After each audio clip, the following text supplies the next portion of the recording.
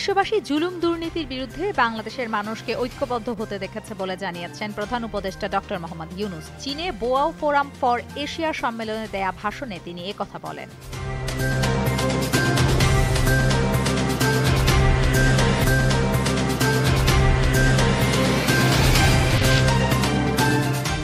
অবৈধ ও জ্ঞাত আয় বহির্ভূত সম্পদ অর্জনের অভিযোগে দুদকের করা মামলায় ক্যাসিনো কাণ্ডে আলোচিত ঠিকাদার গোলাম কিবরিয়ার শামীম উর্ফে জি.কে. শামীমের ৫ বছর ৬ মাস সশ্রম কারাদণ্ড দিয়েছে আদালত। একই মামলায় তার মা আয়েশা আক্তারকেও খালাস দেয়া হয়েছে।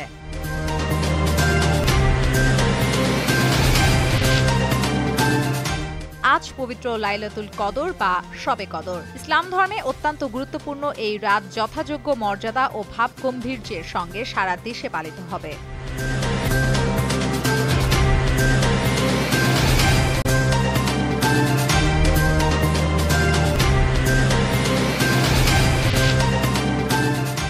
আমদানিকৃত গাড়ি এবং গাড়ির যন্ত্রাংশের ওপর ২৫% শুল্ক আরোপ করলেন মার্কিন প্রেসিডেন্ট ডোনাল্ড ট্রাম্প। আগামী ২ এপ্রিল থেকে কার্যকর হতে যাচ্ছে এই সিদ্ধান্ত। ব্রিটিশ বার্তা সংস্থা রয়টার্সের এক প্রতিবেদনে এ তথ্য উঠে আসে।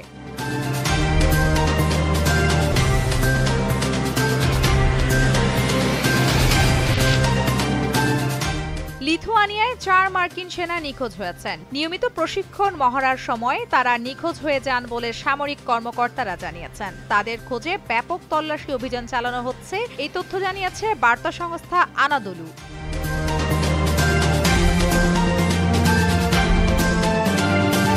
পরিমাণে সঠিক খাবার পেতে তাই আজই অর্ডার করুন ফুডি অ্যাপে। ফুডি।